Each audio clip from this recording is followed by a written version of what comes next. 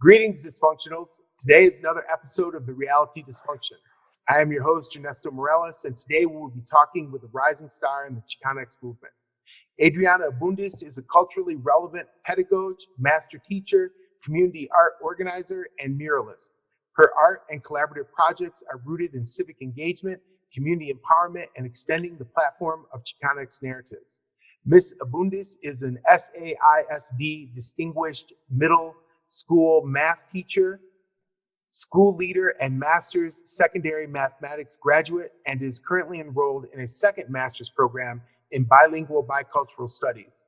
She has led and created 3 inspirational murals on the west side of San Antonio that stretch over 3,000 square feet and continues to create artistic symbols of indigeneity, identity, and pride with her art network, Arte de Lush. Adriana has been able to bring community cultural wealth into the classrooms and continues to promote student self-expression, advocacy, and agency. She has led keynote addresses across the country that highlight teaching strategies, art techniques, and cultural awareness.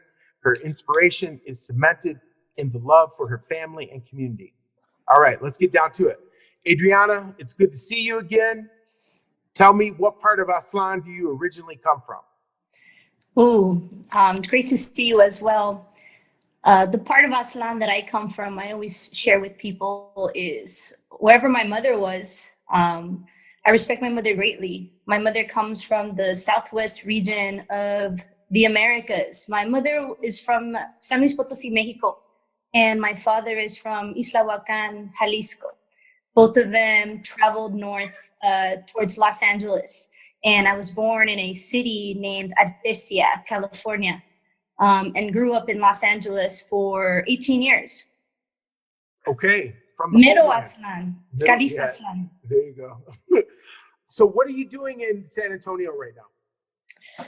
So currently, this is my 8th year in the city of San Antonio, and I'm doing several things, both personally, spiritually, academically, professionally. I'm really enjoying the Chicana platforms here, some of the opportunities that we have to really transform the educational pipeline for our Indigenous Brown students, and really understanding the variety and the beauty in our culture. You know, coming from Los Angeles, California, and to Texas via Michigan, I've had the opportunity to meet several different folks from the spectrum of what it means to be a Chicano. So I'm learning a lot about the folks down here, a lot of the history that they have contributed to, and really analyzing and looking for my role, both in the movement and just personally. You know, I feel like I've grown up a lot, and it all has to do with my with education and my relationship with it. So you've been there 8 years now? Yes, I'm starting my 8th year in the classroom. Wow. That's intense. Mm-hmm. So you're a seasoned educator now. Yes, they consider us as such. The teaching profession, it's increasingly getting more and more turnover. Folks are said to teach for 2 years and then leave the profession because of the stress, because of the responsibilities. However, I've found a beautiful pocket of the city and have just really committed myself to San Antonio, and it's because it embraces Chicano culture. And the thing about the city is that they don't even know it. You know, they feel that it's so ingrained in their in the city, in the local culture, that just now are we starting to really dig into history texts and really looking to what some of the most popular streets in our community are and their relationship to us as strong and resilient Chicano people. We have students here who frequent the Alamo and other very oppressive sites. And now we're finally uncovering the true history and the realities that we're facing. So it's a really exciting time. It's a time of transformation in the city, and it's made it really difficult to leave. I feel like every moment I wake up, I'm engaged in research. Mm-hmm. Yeah. Wow. Yeah, San Antonio is an exciting place. Okay, so you got there through Teach for America. Oh, yeah. Could you tell us a little bit about that experience? Sure. So it's interesting, but because at the onset of my career, I tried to hide that. That's something that I wasn't as open sharing with people because of the true narrative that follows Teach for America, right? That it's focuses on white, middle class, Ivy League folks that, are in it for, let's say, not the same reasons as a person of color from a working class community would do so. So it really starts from me being young. I grew up the oldest of four. My family were a part of the working class. They had alternating shifts, and they did not want to take me to school. And it was simply because of their physical fatigue. And I got myself to college, and it wasn't until there that I realized that there weren't enough people that looked like me. I was in college classes where we learned about economics and of 500 students, and I was the only one with my skin tone, with my accent, with my reality, and it really made me focus on why and realize why that was. And at that time, I had my sister in California, whose guidance counselor told her senior year to drop out because she was missing an English credit, and there was no way that she would be able to graduate, which she did. But that really motivated me to start looking at education in a different light, in one that required people that look like us to really, honestly, to really grab us by the hand and show us where we need to be. Like Dr. Yoso calls, what she calls navigational capital. Right? We need people and systems to help us get there as well. And I was 2 years into the program, already in debt. When I say program, I mean Michigan State University in the College of Communications. And I knew while my heart wanted to be an educator, my pocket couldn't handle that. And at that time, because it was a large campus, large university, Teach for America was heavily recruiting brown people. And at the onset, they offered trips, they offered opportunities to observe classrooms, and I took each opportunity that I could. And ultimately, I ended up applying for the program because I saw it as my golden ticket and my only opportunity at that time to make it into the education system. So for that, I'm thankful. I'm thankful that I was able to be accepted and placed in San Antonio. But my experiences with the program, they're conflictual. It's like you appreciate where you come from, but the more you learn about them, the more you're against them. And I used to be embarrassed about telling folks that I was from Teach for America, because a lot of the schools here who allocate Teach for America teachers are our schools with the most need, our schools who need veteran teachers who, because once you get into education, really that it's a mixture of abiding by state standards. How do we get the kids to pass these tests that are super, not just stressful, but they, a lot of our community's future relies on these test scores and like the opportunities that our communities are given. So knowing how to infiltrate that system, but also like having corazon and knowing that we're not here to save anyone, right? We're here to give pieces of ourselves and to develop community with our own capitals. And slowly but surely, I was able to connect with other Latinx, Chicano folks in Teach for America. And I felt a little better. There's still some mindsets that still linger. There's still, like an essence of bootstrappist and grit and meritocracy that I think still falls under the Teach for America umbrella. But we get radicals, we get down people. And I'll tell you this, the ones that I've met are brown. And they are able to recognize their indigeneity. And they're not afraid to say it, and they don't feel wrong, because for so long we have felt like we were not native, that we were simply other, that we are not from this country. So I feel proud now to be a Teach for America teacher that remained in her community, but I know it's because I'm Mexican American and I come from the working class. It's because I know my students aren't me, but I know it's a reflection of the communities that myself and my past generations have been a part of. So you're able to make that connection. Yeah. And San Antonio is very like all cities, right? It's very economically and racially segregated. And when I wanted to be a teacher, I was very specific in wanting to teach Mexican American youth because I was inspired by Chicano studies in college. Like, it completely turned my life around. It gave me a reason to live. It gave me a reason to not give up. And I wanted to include that in whatever subject I would be placed in. In fact, I remember I got hired, first principal I ever talked to, first interview I ever had, and they asked me, I had an option. Do you want to teach history or do you want to teach math? And at the time, I'm like, yo, history, right? Like, that's my opportunity to teach Chicano studies. Yeah. But at the same time, I felt a sense of responsibility. I felt that mathematics was really where our people needed to get more love and support, considering, and I know this, just like our historical attributes as a community, as a people in the field of mathematics, knowing that it's a gateway to college. And college isn't everything, right? It isn't something we should necessarily promote as the end all be all, but it changed my life. And it changed the life of many people that I know because it did offer an alternative view or understanding of our country and of our world. So I chose math. And I said, well, you know what? I'll teach math and I'll incorporate different historical contexts, different sort of aspirational capital, because I really think, like, if I think the kids are going to like me because I'm positive and I'm true to who I am, I got to use that power to teach math. So I've heard you say two things, use two phrases in our conversation so far. And I was just wondering if you could kind of give me a quick thing on them. You just said aspirational capital. Yes. You said navigational capital a second ago. And I was wondering if you could just kind of talk about those a little bit and maybe, expand a little bit more on how those things are, expand a little bit more. Sure. So contextually, in education, we tend to view our students with a very deficit mindset, right? With a very deficit framework.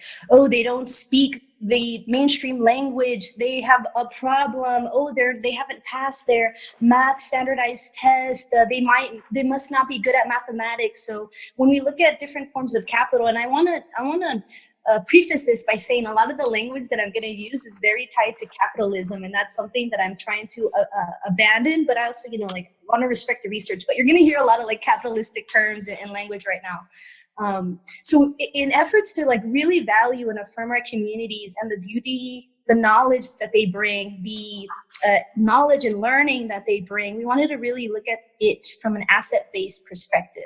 And I did some research back at Michigan State, actually, with Dr. Estrella Torres. She helped me get into a Ronald E. McNair program. And there we studied culturally relevant pedagogy. And one of the first articles that I read was about community cultural wealth by Dr. Tarayoso. And when thinking about asset-based thinking, she was able to categorize these different assets and strengths in the community into, I think it was between 5 and 7 different forms of wealth or capital, right? When we think of wealth and capital, we think of money. She's abandoning that, and she's saying, no, wealth and capital are things that we have, that are resources that can be used as leverage, that can be used to build our communities. And one of these is linguistic capital, right? How many languages do you speak? Whether it's Spanish, English, French, Spanglish, Galo, right? Any language is valuable. We also have social capital, resistant capital. So I spoke about aspirational and navigational capital. So many times, because the number of Latinos and Latinas, and specifically Chicanos and Chicanas, the graduation rates aren't where we know that they should be, right? So we begin to blame parents and say, oh, they must not value education. Oh, this must not be something that's important to them. But when we dig deeper and look at the aspirational capital of our communities, they want education. They are overcoming barriers. So when we think about aspirational capital, it's people who, or rather it's opportunities where people believe in themselves, are down for resiliency, are willing to vocalize the fact that they do deserve more, which in and of itself is a big deal. I grew up with people who believed that they didn't deserve more, who were okay, with mediocrity, if you will. Yeah. But because our kids are silenced a lot, we start to begin to think that they have no aspirations, that they don't want better for themselves because they don't vocalize it in the way that we expect it to be shared. But by digging deep, by going into communities, by conducting home visits, oral history reports, we can recognize that we have a lot of aspiration, and that is a strength in our community. That lends itself to resiliency, right? And navigational capital is when communities have folks that have navigated different institutions and have been successful in those institutions. So for example, when I started at Michigan State University, I had no idea how to navigate the financial aid department, right? Like I ended up meeting everyone there, and just as I'm sure as my classmates did as well for my Chicano Studies program. But I had to learn. I had no navigational capital. And honestly, I've been in situations where I can recognize that I'm the exception in many ways. And we want to make this the rule, right? That we know how to navigate through those systems. So when we have people in our family who graduated already or from high school, from college, who have a job somewhere, it really opens up our opportunities to do it as well, right? It's kind of like, it's who you know, right? Like very white, like it's who you know to get you up here. Well, we got to know people too, right? So it's creating sort of that chain to get people into the program and like telling them, which door to knock on, what papers to fill out, things like that. Yeah, no, that totally makes sense. This whole idea of aspirational capital, I really like that. I'm feeling that. Awesome. I think is that also too. I mean, how do you connect that with the work that you're doing with the murals and the culturally relevant curriculum? I mean, because it's good to be able to say, you've got to aspire to something, but I mean, there always seems to be something missing in terms of like, there's this idea, I think, in a lot of young brothers and sisters that there's just there's a void in terms of like what they know about their history and what they know about their community and all of that. And I really feel like, and I'm just wondering what you think about this. I really feel like that void limits aspirations.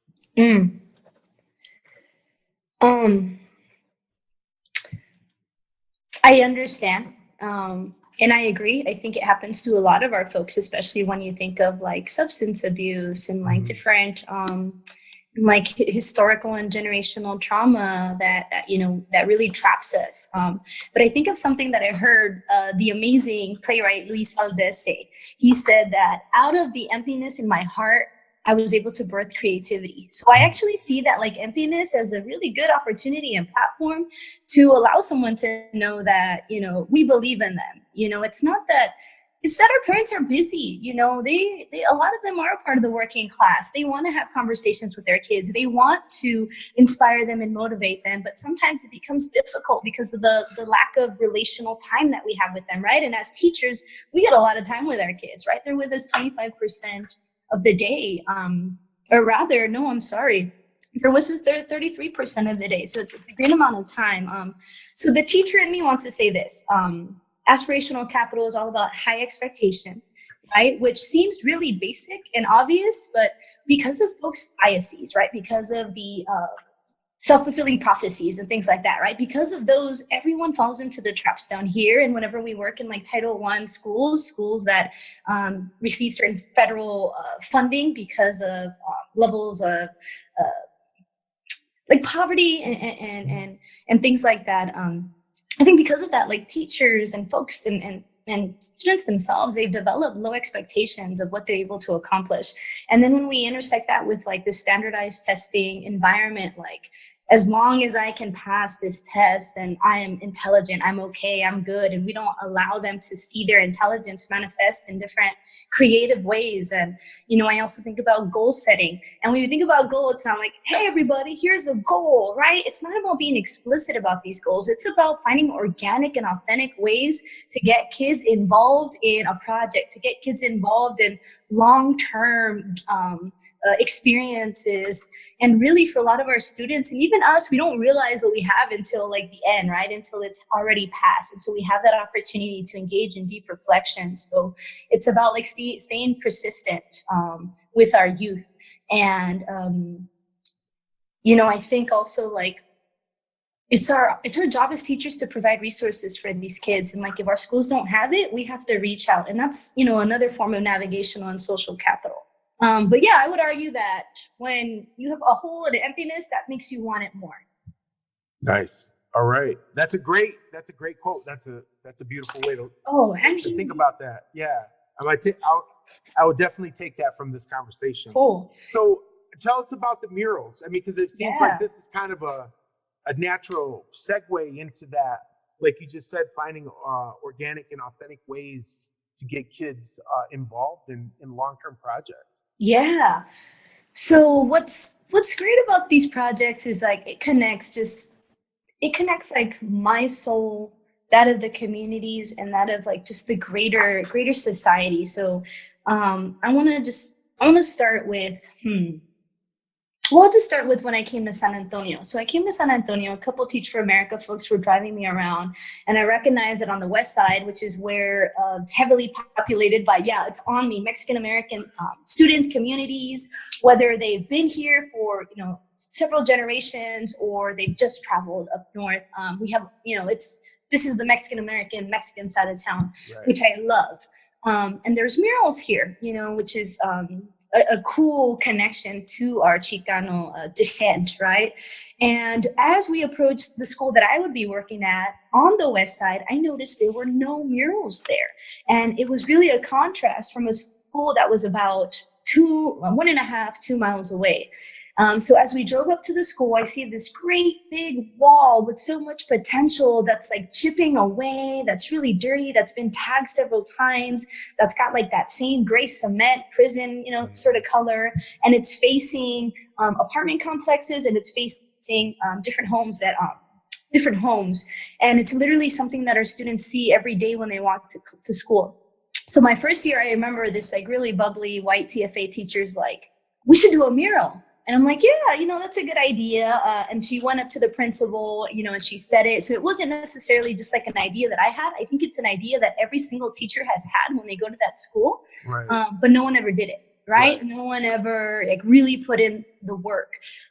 So as I started getting really deep into math, I felt that it wasn't fulfilling its purpose as like a very cultural and spiritual indigenous practice. It was very colonized. It was very westernized. So I was very quickly compelled to create a curriculum so I'll say this first.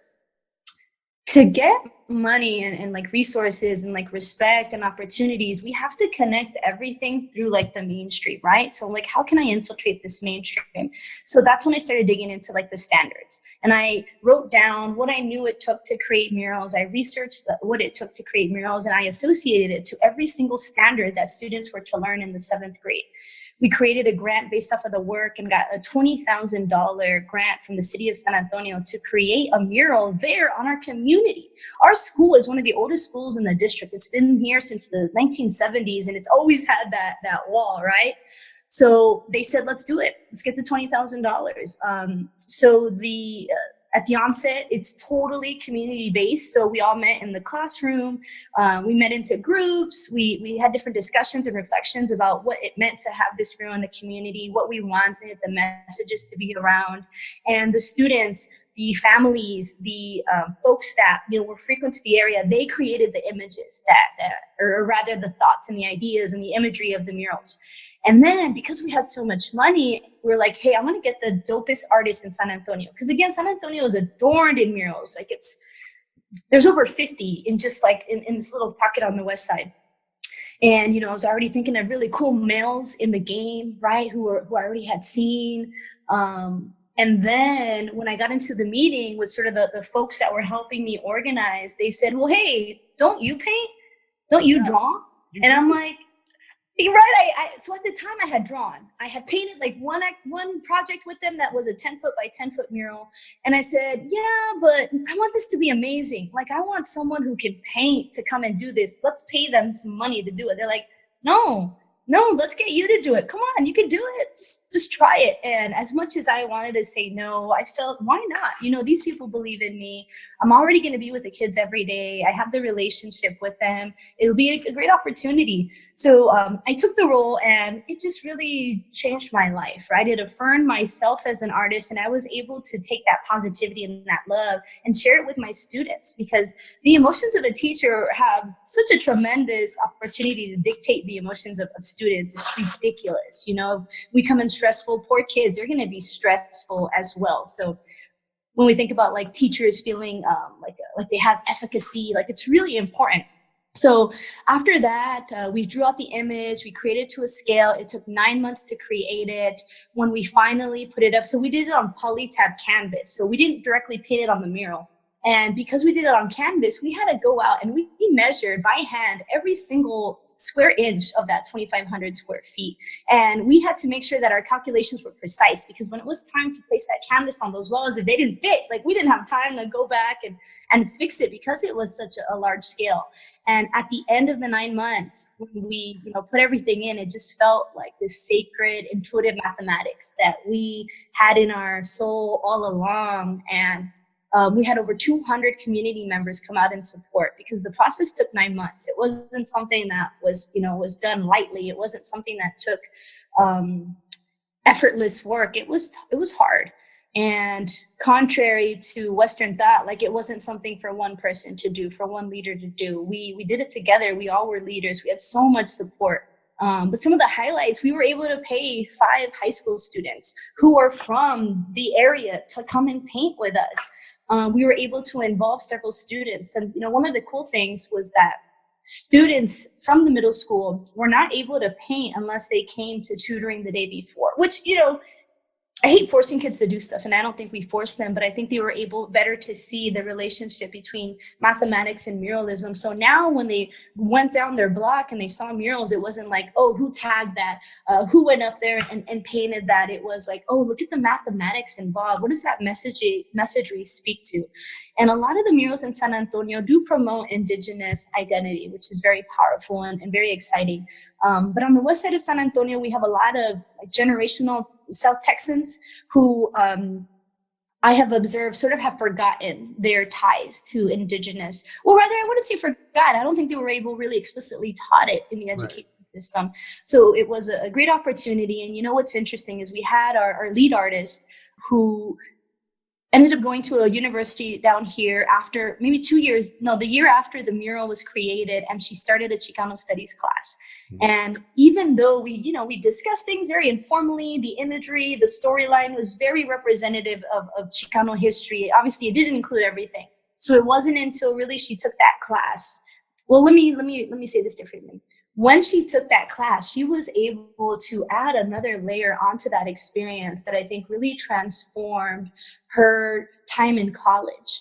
For her to sit into classes where the professor's like, oh, murals represent, have the opportunity to uplift communities. They have the opportunity to share messages of dissent. She lived it, right? She got to experience that. And for all the other, 200 kids that were a part of the process, they're not quite yet at college, but when they are, I can't wait for that moment of discovery where they see their role in the Chicano movement here in San Antonio. Yeah, that's amazing. Yeah, it was really cool. That's an incredible story, Adriana. Thank you. No, that's really good work. I mean, wow. I mean, even just right in the beginning, taking the idea of the mural and having sort of an idea of what you want to do with it, but making sure that it conforms to every one of those standards in the proposal, I think it's brilliant. It's a good way to go. Yeah. Yeah. I want to describe sort of what the mural was. So our kids begin to develop this mindset that we're not good at learning, right? And we hear Dr. Jeff Duncan Andrade say that, there's a difference between schooling and learning, right? And it's our children's conflict with schooling and not necessarily the learning. So how do we share that learning is something that's been a part of our community since our inception? That learning isn't necessarily passing these tests and being this obedient scholar, right? That learning is something that we do when we speak to each other. When our grandmother tells us, hey, come over over here, I have a story to share with you, or hey, come help me make these tamales, right? Like that's also learning. So the mural was split into two that actually were mirrors of each other. So on one side we had our indigenous Mexica Mayan. It was a mix, predominantly Mexica though, like self, and discovery of astrology, different moments of danza and music, storytelling. And then it was mirrored by our current West Side San Antonio hood, we called it. So here we had astrology and folks navigating mathematics. Here we had like NASA and people wearing suits with Mexican American patches. Here we had the Aztec ball game that we played, with our hips and our shoulders, that we tried to get into the hoop that's very representative of basketball, right? And on the other side, we had like a basketball court. So we wanted to show people that who we were then, or rather who we are now, is exactly who we were then. And it's something that we need to recognize and root ourselves in, especially since we just continue to be othered, right? We continue to be made felt like we're foreigners on our own land. So for kids to know and to recognize that nothing has changed, it maybe has put on a different face, or maybe they've made us put a suit on instead of our traje, but we're still learning in the same capacities. Yeah. So it's called Always Learning. It was dope. The mural's called Always Learning? It's called Always Learning. Siempre aprendiendo. I like that. Yeah, that's good. Do you have a mural project right now? I have an idea for one. Yeah. So the school that I'll be going to is named Lanier High School. And Lanier High School was one of the first schools that engaged in the ideation of walkouts, right? So being from LA, I always thought we started the walkouts, right? I'm like, yo, LA, walkout, movies, all that. But, they originated here. So I'll be going to a school that in 1968, and rather like the decades before that, it was a vocational school for Mexican Americans, still in the same side of town, where they taught students how to sew, how to fix automobiles, how to work in agriculture, which are so important, right? Yeah. But to limit a student's opportunities to that at the public school level are very detrimental. And for many years, no one did anything, right? That's just the way things are. We see that rhetoric a lot. But in 1968, following and during the civil rights movement, Mexican Americans were not allowed to take algebra classes. They said that they were way too high and that students would never pass. They're also not allowed to speak Spanish, right? Which is, it's happened everywhere, and it still happens now. So in 1968, they threatened to walk out. And they never had to. So their demands were met by 1968, by the date of the walkout. But to know that they were a part of that conversation, and to know that they were that down, and to read about like actual students from those schools who are now elders in our community, really inspired me to do a mural about the walkouts there at that school, to do a mural that shows sort of the concerns about the inceptions of the school and where we are now, and how powerful and profound and transformational what we're doing is. And I say that because my role next year is to teach algebra, which was not taught in 1968, or rather 67, and to teach it in Spanish. I'm teaching algebra in a dual language context. So I'm teaching Spanish and math at the same time, right? We're not speaking English in that course. So to know that like we're doing this is such a big deal. Like this is the same, these are the two markers that they said would never allow us to succeed. So I have two goals. One, we're gonna get 100% on that damn algebra math test. I know we are. And that's because I have faith in my students. And also the fact that we're speaking Spanish, right? That's monumental. So I want to help the community create and work towards organizing a mural that really shows that shows our linguistic capital, that shows our navigational capital, our aspirational capital, our resistant capital. That's going to be focused on this idea of walkouts and this idea of like, you thought we couldn't do it and now we're excelling. Where else are we going from here? So that's the next one. That's going to start August. And I'm really looking forward to that one. That one's just going to be bigger and better because all of us have more experience now. Wow. Okay. What's interesting also is that San Antonio, they're having, and you should come, they're going to have a walkouts conference in November about the Chicano walkouts. I saw that. I was actually thinking about coming to that. Hey, and I have a duplex, so I have an extra room if you and Jess or your crew want to come. All right. Adriana, this is amazing. Cool. I'm excited. This mural about Lanier High School, that's incredible. Yeah. You know, I would say from an organizing standpoint that the walkouts in San Antonio were probably a lot more successful than the ones in LA. Ooh. Well, because the people in San Antonio got what they were asking for. I feel you. The people in LA didn't really get what they were asking for. And they had to walk out. Yeah. I mean, you know. Yeah. You know, people always tell me, damn, you're from LA. Why are you here? Like, I want to go over there, you know, and I love that city. It's my roots. It's my people. But I feel like in terms of like Mexican American adoration and adornment, like I see it here more. Like it's in California, but I just see a lot more mainstream like obligation. San Antonio is where it's at. There's like a sense of resistance with the folks here, and this like sense of like true historical like rootedness. Yeah. Okay, so cool. We're closing in on our time, but okay. I wanna ask you to tell me a little bit about the movement for Mexican American Studies in San Antonio public school system. You know, what does that look like right now? Mm-hmm. Really interested in the role that you're playing in it while you're there, and you know, I'm also really interested in hearing how you think, you know, yourself as a young educator, how you think that the drive that's happening across the country for ethnic studies in particular is going to shape the future of K through 12 education. Great questions. So I believe that at the root of ethnic studies and Mexican American studies, we do have culturally relevant pedagogy, right? And it's an opportunity for us to affirm who our students are, to affirm the different forms of wealth and capital they bring into the classroom. And at the same time, it's a complete disruption to the education system that is offered to them. So for far too long have we been referencing white middle class folks as like the norm, right? As the basis of education, as the threshold for true learning. And culturally relevant pedagogy is all about abandoning that notion and really allowing for folks to see that there is intelligence in every community. And it's our role as educators to really know where we're teaching and to really highlight the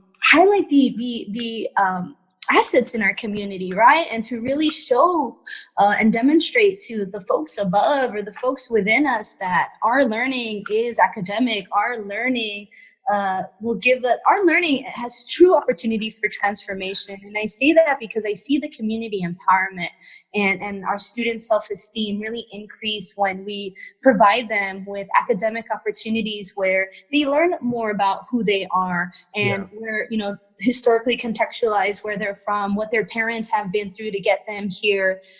So I really admire the work in culturally relevant pedagogy. I also know that just being a Mexican American, teaching Mexican American youth isn't enough. It requires acknowledging my own biases and my own misconceptions about people, about Texas, about, you know, folks in housing and things like this. So it's inevitably made me a better person, you know, a better human. And I think culturally relevant pedagogy is rooted in Aztec philosophy, also in this concept of initzli inyotl, which means wise face and a wise heart, right?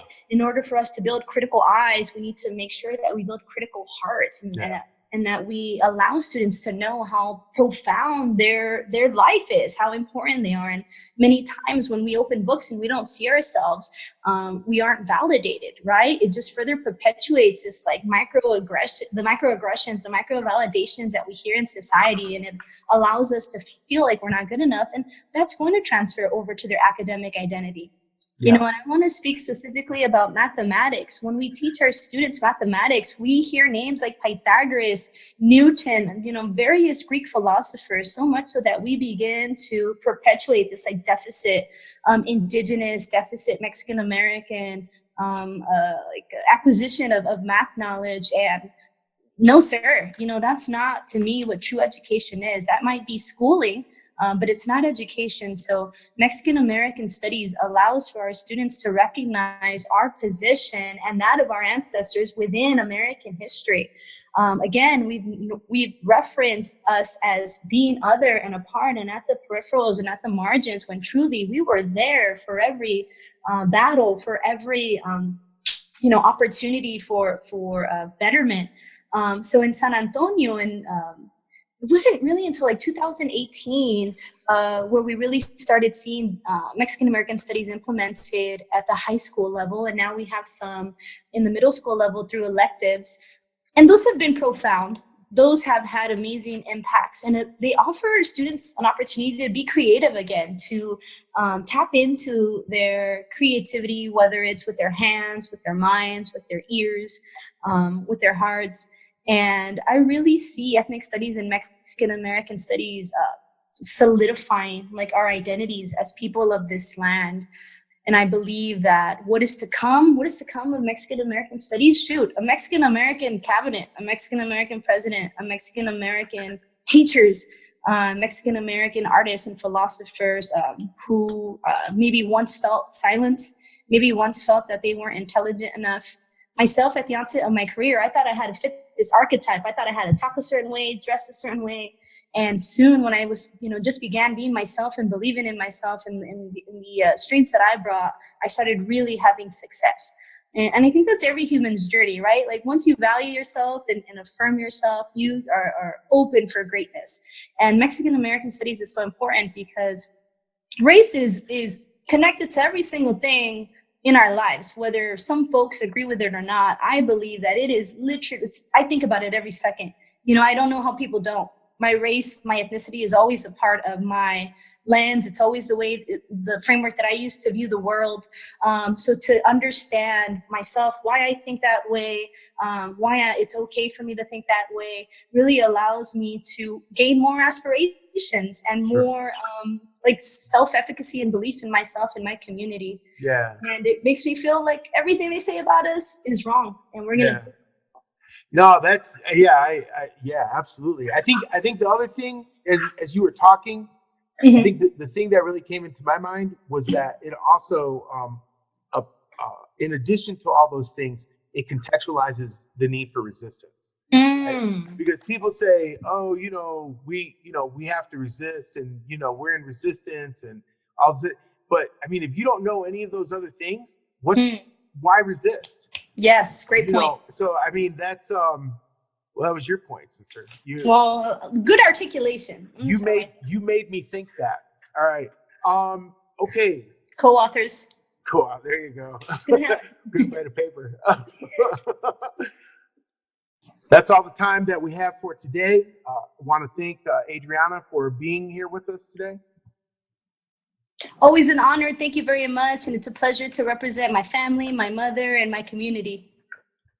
This is Ernesto Morales, and I want to thank you all for listening to another episode of the Reality Dysfunction.